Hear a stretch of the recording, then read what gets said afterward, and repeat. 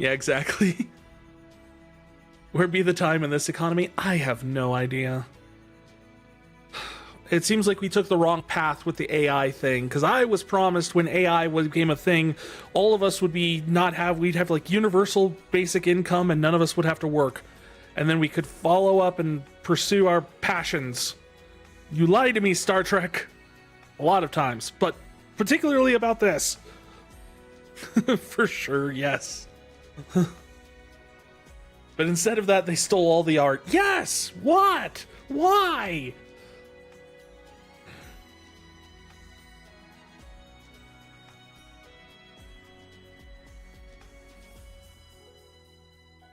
I hold that the whole stealing art to make AI stuff wholly had to do with the fact that NFT people wanted free art that they didn't have to pay anyone for. You know, like AI is bad, but the companies are stupid, like really, really, really stupid. Like all the dumb AI services today. I 100% agree.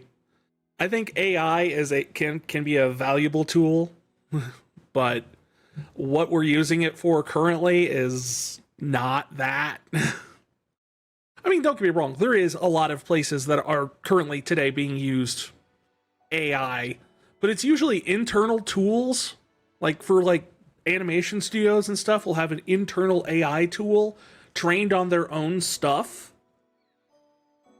that produces very specific results. You got commercials for that stupid AI service. Make a website with an app just by typing. And it's like to speed up the process, but you got to really put in the effort. Sometimes it's for references. It's okay. My plan is for Halloween to go into work because Halloween is my one day I go into the office. And they're doing a Halloween contest, costume contest. And my plan is to go with a big sign on my chest that says IR Vibe Coder. I know that don't dress up at all. Don't do anything. I'm like, don't think there's anything scarier than this. Do I work in tech stuff? Yeah, I'm a programmer. And my boss has been like, yeah, we need to use AI more. I do code. Yeah, I do the coding. I do work mostly in C# and kind of like that web kind of programming. You're not currently working in it. You got really sick, so sick that you couldn't come in for a year. Oh, it's censored.net. I'm learning core. Currently I do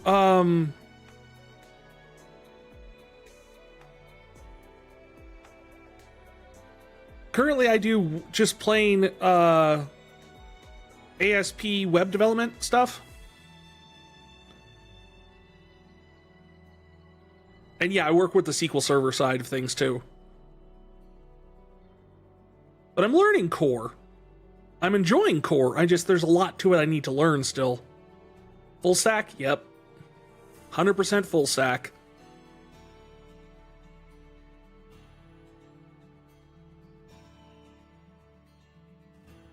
What's it like working at a company like that? Because you want to get a job in that? I work for a very small company, so I'll say this, like, I have a lot of freedom and a lot of comfort in my workplace. I know that's not the standard, and I also get paid way under what, like, the average is for a job of my, like, what I do for a job.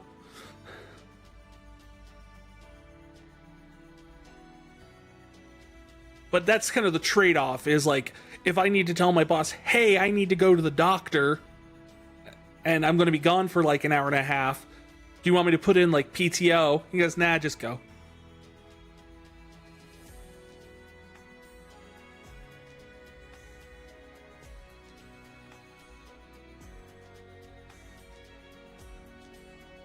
You know the stuff, you think you can't do it? But you need to produce the foods? Yeah.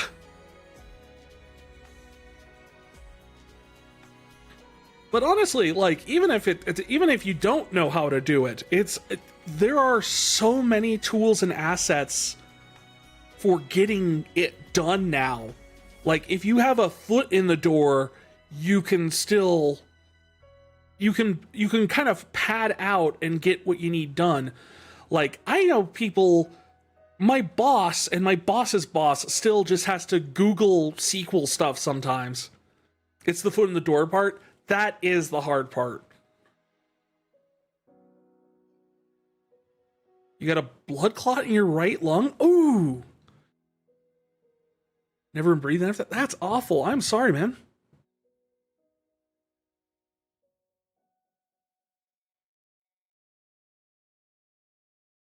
Was I required to know leak coding in the interview, though? Was I required to do coding for the interview? No, not at all. In fact, I was asked technical questions, but I didn't have to do any coding for my interview. And I also was asked what my favorite Star Wars movie was.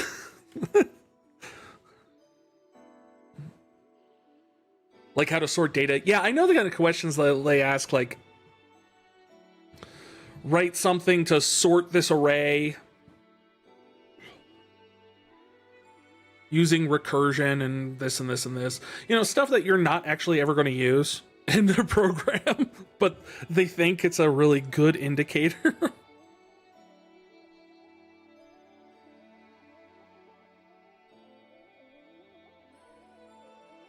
You need to meet more programmers because you feel like, don't take it the wrong way, but I feel like programmers, you're in this world and that only other programmers understand.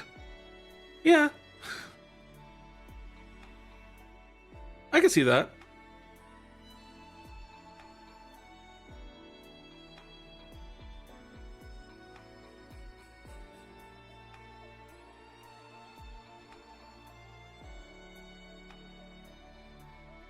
When you meet another program, it's like, oh, you've been staring at IDEs too forever. Can I tell you something that really creeps me out? I am the only person at my company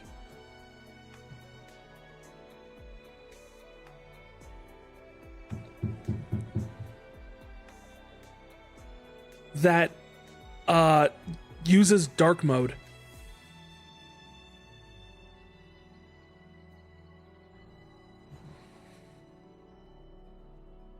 I feel so weird about that. Everybody, like, all the programmers, and I'm the lowest ranked programmer at my company. There's 3 of us. And everybody else uses light mode. They will lose their eyes. Yeah, that's how I feel about it. I have no idea why or that they do that, but thank you for someone else who understands my confusion on that. Like, dear God. Did you get a junior job when you started? I got a junior job when I became a programmer. I started as the web developer.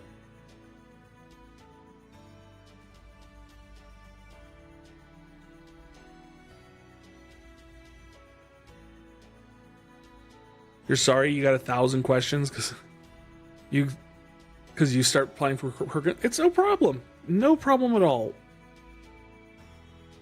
If I can help with, like, feeling insecure about programming knowledge or anything like that and help fight that imposter syndrome, I absolutely will help do so, because it's one of those things that always got me too.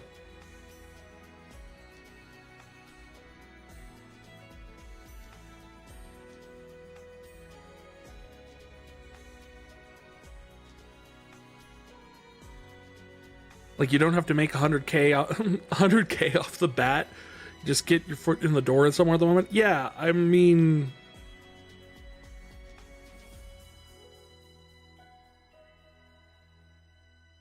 I don't know how long.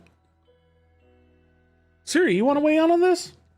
How long did it take you to crack 100K at your company? To, like, make that a year? About 10 years. Yeah, my wife Siri, who's in the chat a lot, also used to do, well, still does programming stuff. She's just more of a project manager type of stuff now, but she still does programming here and there. But she said it took her about 10 years at her company to crack 100K.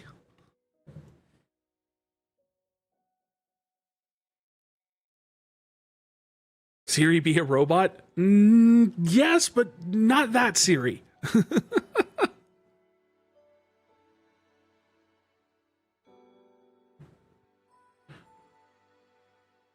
That not bad though? No, it's not bad, but it's also, give you an idea. It's like you're not, don't have to expect to go in getting starting at 100K. You'll.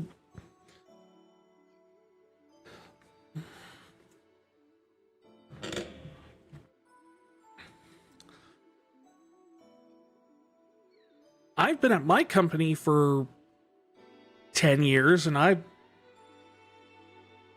nowhere near 100K. You don't need 100K? You live off so little because of the sickness? Oh.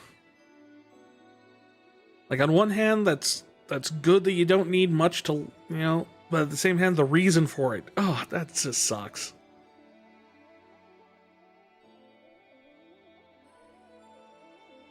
And I'm sorry to hear it. It's the sickness.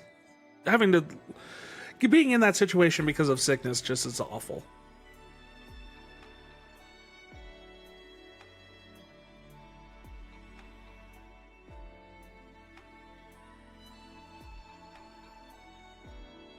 You're just starting to improve for the first time, but you never thought you'd be able to breathe normal again. Well, I'm glad you're starting to do better.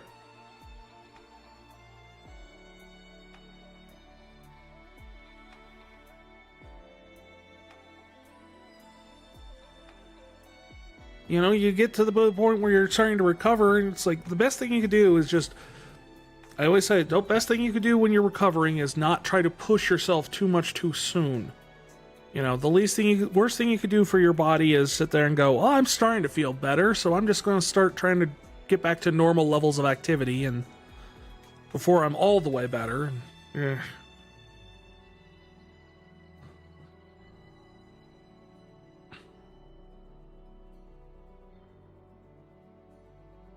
Truthiness, yeah. Do I have a Discord? Yes, absolutely. Here. Bam. There you go.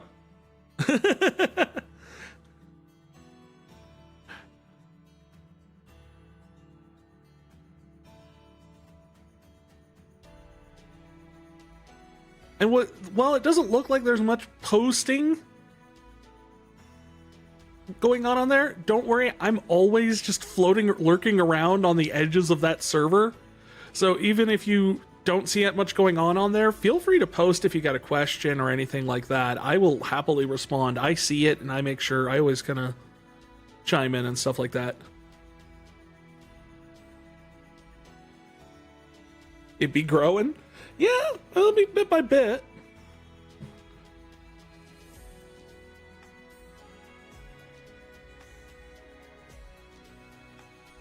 I just don't want people to think like, oh, well, he'll never respond if I post it. Like, no. I'm always just floating around on there, because what you don't see on there is that server also gets used for all my D&D groups. They're all just hidden for most users. So I'm always on that server.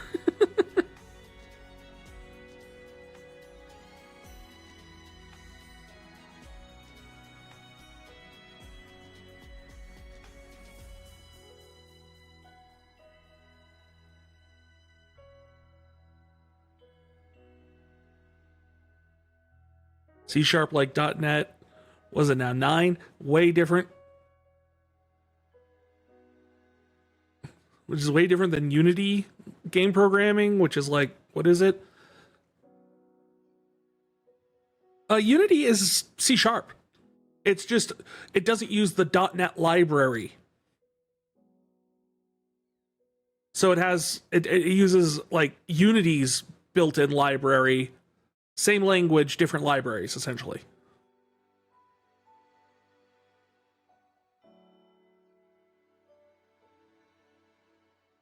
It just doesn't have all the new features. Yeah, I mean, as I said, like .NET is the library, like Microsoft's library, and that is the thing that all the new stuff is coming out in.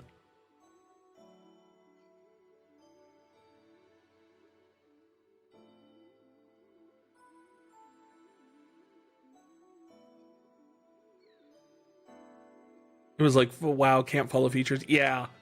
Yeah, if you're planning on doing Unity stuff, I would focus more on like specifically Unity tutorials.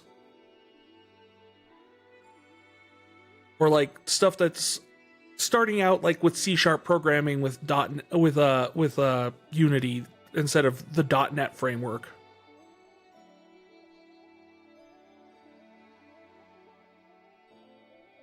You did it full time for 5 years? Oh, wow. Using XML for data? Not JSON? Oh, man. My boss would shake his head at that. You have to use JSON. And I would turn to explain to him the thing we're trying to integrate with doesn't have a JSON option. Well, we should still use JSON. Ugh. I have not met anyone that uses YAML. Siri's over here telling me I should use YAML.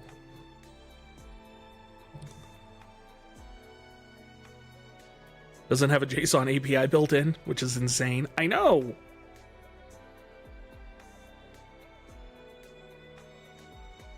YAML, it's yet another markup language.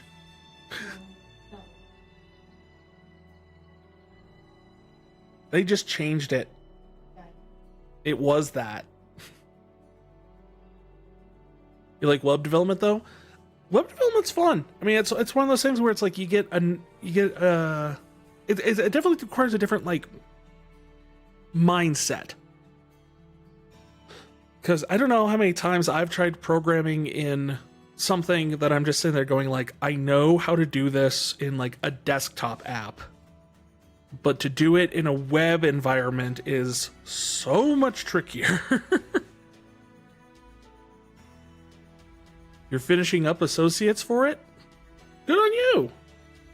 I honestly went into my job with just a certificate. Like I didn't even have a full degree in. I had a minors in. I took comp sci as a minor in college, and then after college I got a certificate. Everything got to be multi-platform. True. I'm glad we got to the point where we eventually got my company to sign off on just saying, hey, we only support Google Chrome. Nothing else. Because I was having to test everything in Firefox, Chrome, and then we'd have to get a Mac developer in to try it out in Safari. Your resume looks way better now that you've being in school. Yeah.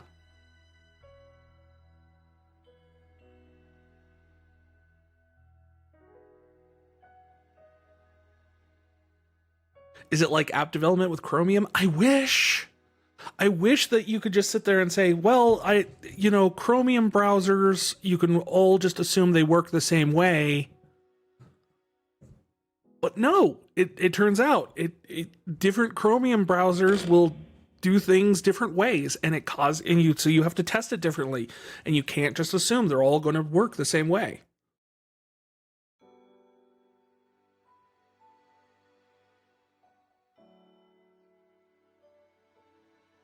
What's the new kid around the block that's better than Electron because Electron equals bloat? I have no idea.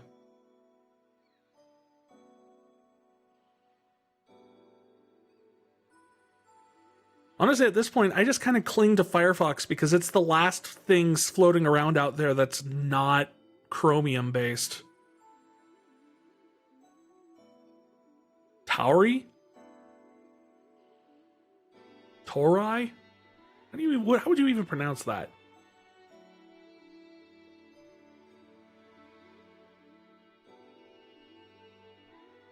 So I pretty much only use Chrome for like testing and development of my work stuff. But other than that, even when I'm doing that,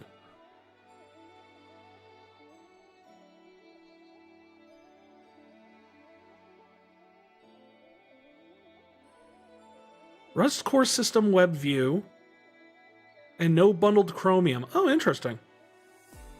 I'll have to look into that. That might be useful to use for things. There's quite a few things like that I could... Because even, like, having a web browser open for purposes of stream stuff can sometimes get too much, even with Firefox. Just something really lightweight to use would probably be really good for that.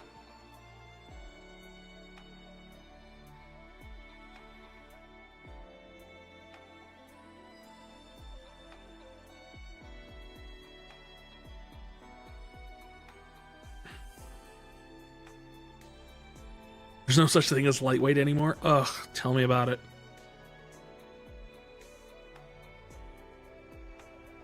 I mean, I saw that the new handheld console thing that Xbox is putting out with ROG comes pre-installed with Microsoft Teams.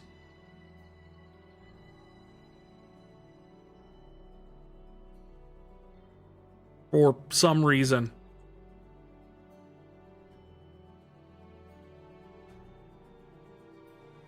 I have no idea. Alright, let's get back to the game here. Microsoft wants to make Windows a service. Yeah, but there's a difference between having Windows as a service and then putting stuff that you don't need.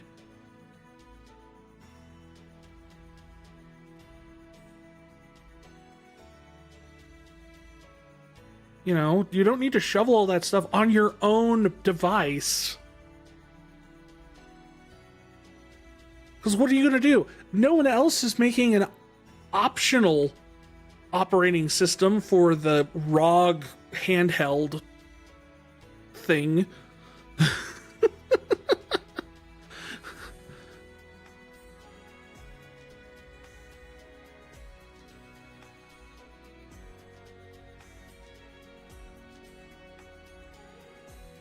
Like, if you wanted to go with Linux for it, you'd just get yourself a Steam Deck.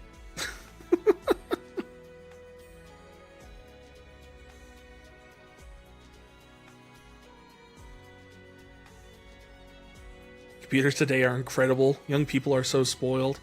Oh. Well, I mean, I grew up using a Windows, or not even Windows. It was a 386. So Windows was something that it was an optional thing that you just booted up into.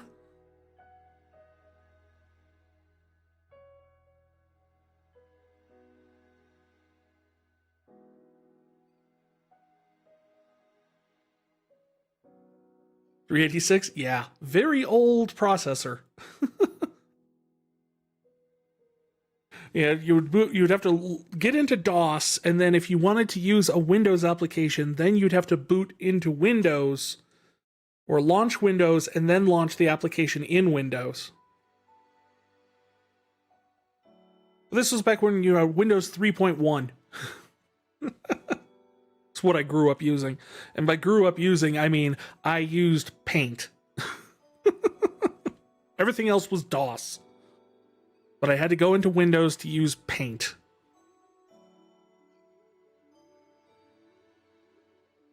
So you had those IBM PCs in the 90s. You were a kid in the 90s, so you had those big IBM PCs with those dumb interactive kids programs. Oh, I remember those. I don't know which was ever worse. The dumb interactive kids programs or the dumb interactive old people's programs that was Microsoft Bob.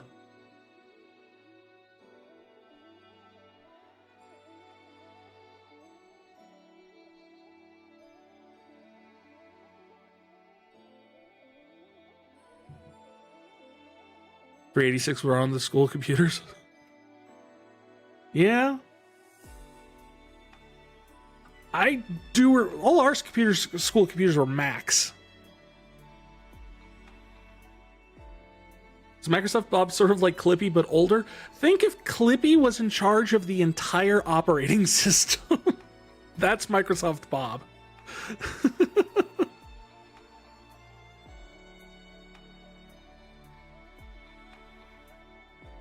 Microsoft Bob. Actually, I could probably show you.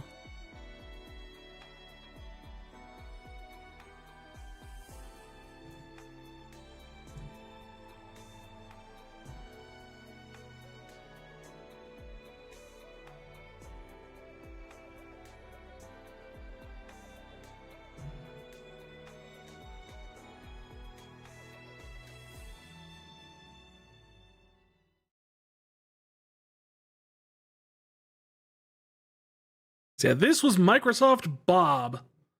And when you logged into it, you would get like a screen like this. So it'd be like, oh, do you want to see your calendar? You would click on the calendar on the wall. Do you need to see what time it is? You click on the clock in the room. You need to use Quicken? Quicken is connected to your checkbook on your desk. There's where your email is. It's the mail letter box. This was what Microsoft's solution was that older generations that weren't comfortable with technology using Windows. It was crazy. And then if you really wanted to like put custom things, you could put Windows icons like just on the shelves for like apps.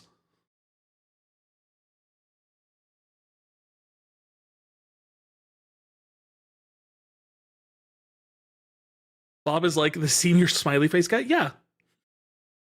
He's Bob Home is what it was called. And they put it out and it was like the old people's version of Microsoft Home. Yeah, it was something else. Like they didn't have a dedicated thing for like solitaire, so solitaire is just a book sitting on a shelf.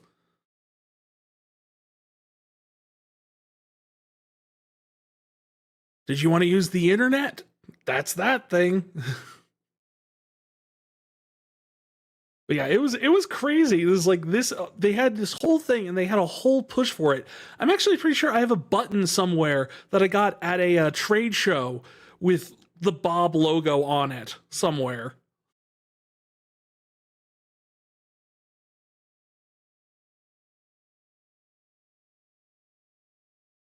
Internet was great back then. GeoCities website everywhere. Oh yeah. I always felt that Web 2.0 was like the greatest double-edged sword that we've ever put in onto like online media, because on one hand it added so much to it, and on the other hand it was like the consolidation of it's like we need to create social media where everyone's grouped together in one big place instead of everyone having their own place where they hung out with their own friends on the internet. Like I grew up in chat rooms and forums that were very niche things and not just this giant pile of everyone goes into the same room and starts yelling at each other. On the upside, content creation like blogs became a thing, and all sorts of stuff came about with Web 2.0 that just made the internet more a place where you could express things more instead of just, I mean, a lot of the WYSIWYG's web development software was there.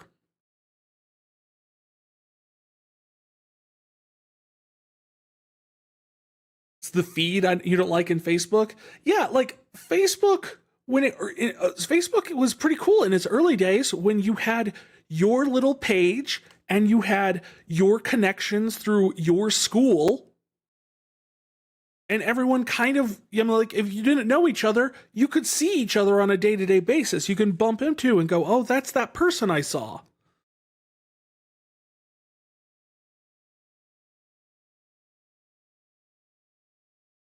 Today, if you want to make a website or app, it's very easy to get started. Yeah, I am fully on board with the democratization of the internet. What I don't like is the fact that it turned into this profitable thing to just have everyone lumped together in a giant pile.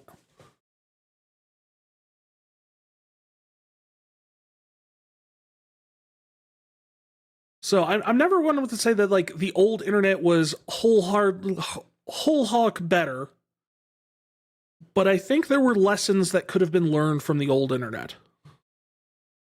Like Reddit absorbed the forums, yeah.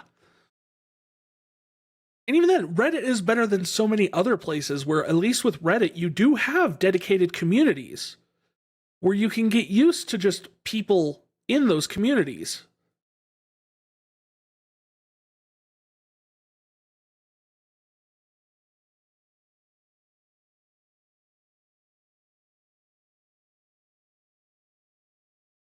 Whereas, take like Twitter and their kind of feed ilk, where the entire thing is everyone just, you have your friends list, you have the ones where it's like, just show me what my friends are posting. And then you have everyone on the planet. How do we know what goes to the top of the pile and what you see? We'll have an algorithm handle it. Well, now everyone's programming and working and writing posts to get on the algorithm. In forums, you can select categories. Yes! I spent so much time on an animation forum called Planet Zot when I was in college. And I absolutely loved it.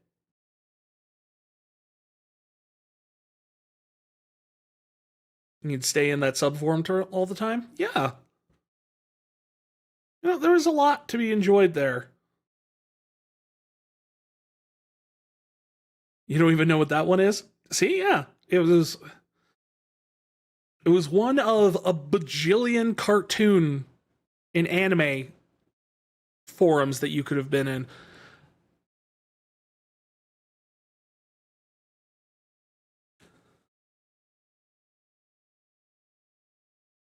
And some forums were dedicated to just one cartoon. I mean, there's entire websites and forums dedicated just like Dragon Ball.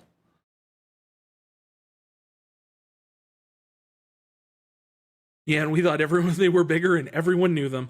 Yeah, that was always kind of the fun thing. Is it's just like there was always that moment where it's just like, how have you never heard of this? And then you find someone who has heard of it, just going, oh my god, how have you heard of it?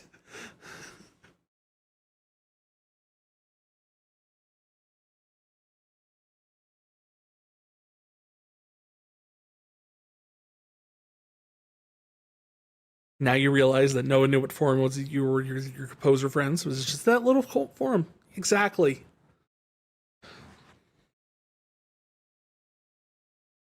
I mean, I tried to get a forum started for my college back before Facebook was really a thing. Like we had a classifieds page if you wanted to try and sell books or a bike or anything like that, or and we always posted uh whatever the menu at the cafeteria was for every week. I think we only had like 6 users at any point, but you know.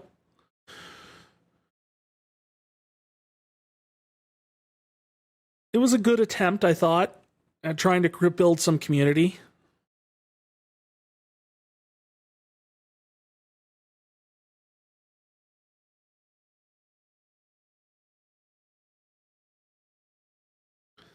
But yeah, I think there was definitely a sense of, I think social media, I don't think necessarily like the new internet was the problem as much as it was just like how social media decided to develop and monetize itself. You just missed the groovy MIDI music with GeoCities' colorful websites. Too true. I had plenty of those too over the years. I actually ran a GeoCities slash free forum thing where I ran an RPG game play by post of Sailor Moon.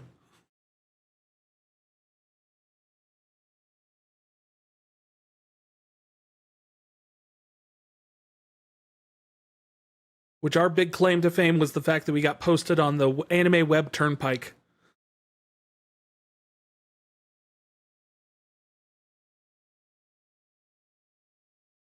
That was always in the nerd internet, but then it was taken over by the Facebook.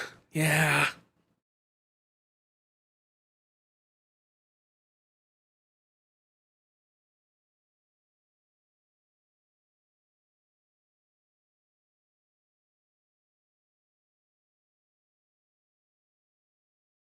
Heck, it even feels like we lost something when we lost the ability to customize our social media pages from like MySpace. Because at least then you could have like the glittery bright pink with yellow text scattered all over. It was so pretty. I loved it.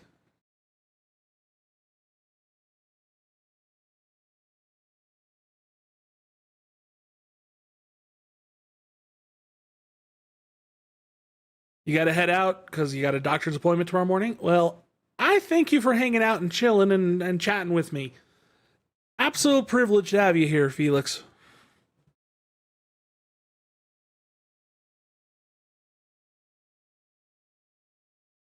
You'll be on another time watching some Final Fantasy stuff. That, for us, is going to be Tuesday. Tuesday is our usual Final Fantasy night here on the channel.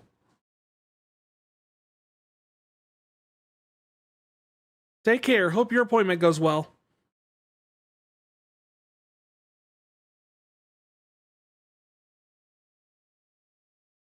All right.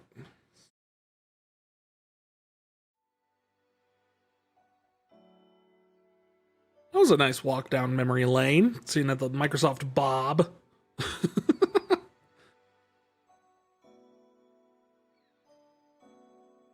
I always loved that sort of stuff way back in the day. Just the old, weird, experimental parts of of computers and the internet.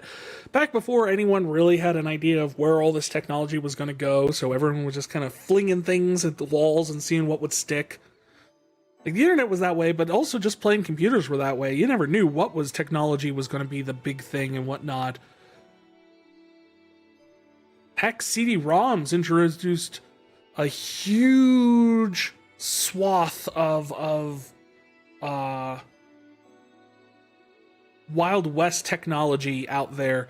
And you could see it back in the early days where it's just kind of like, well, what do we do with CD-ROMs?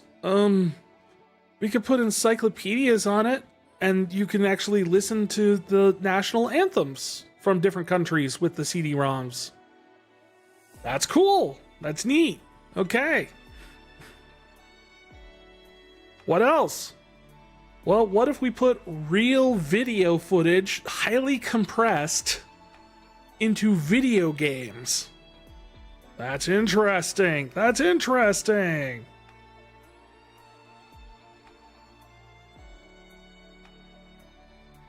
And what would work? What didn't work? Who knows? A lot of it just went up in the air and just, you never really knew. Like, I remember shareware being a great testing ground for that sort of thing too back in the day. Would this work? Would people spend money on this? I don't know. Let's use shareware and find out. For those who are of the younger persuasion and are unfamiliar with the concept of shareware, shareware was you would get usually a disk or a copy of the software that would include part of the full program for free, but you'd have to pay for the full version. This would later be also known as demos, except the whole thing here is demos usually come out before the software is done or before the game is done or something like that, and you would get to try it a little bit and get an idea of whether or not you wanted to buy it. This was essentially a full version with parts of it locked off until you decide to pay for it, because there was no way to get the whole thing to you. Like, you'd pay for it, you'd get an activation code, and then that code you would type in, and it would, like, unlock the rest of the program for you. This is how Doom started. Doom, you'd get episode 1 of Doom, but if you wanted to play episode 2 and 3, you'd have to pay. And that was shareware. And it wasn't always free. Sometimes you would pay a little bit up front, and then you'd pay the rest if you wanted the full program. Like, I think Doom was a situation where you could pay, like, $5 for Doom, episode 1. And then you'd pay the rest of, like, the other 25 or something like that if you wanted the rest of the game. But, yeah, it was a different system, but it was, you know, learning how to make all this stuff work. How do we get you a taste of something when the internet wasn't developed enough to the point where there was a accessible platform to download demos yet? It was just the way things were. It was interesting. It's always the way with new technologies, is there's always this growth period where no one knows what they're going to use for it, and they don't always stick. You still see that today. I mean, you had NFTs in the blockchain, and while it does still pop up every now and then, for the most part, they were like, let's shove this into so many different things and try and see what we can do with it and see if anyone will buy it. Most of it was stupid and no one wanted it.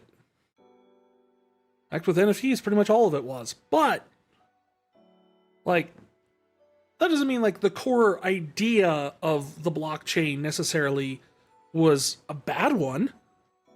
It wasn't inherently a stupid idea. There was something to the fact that it's like, oh, okay, we want to create an identifier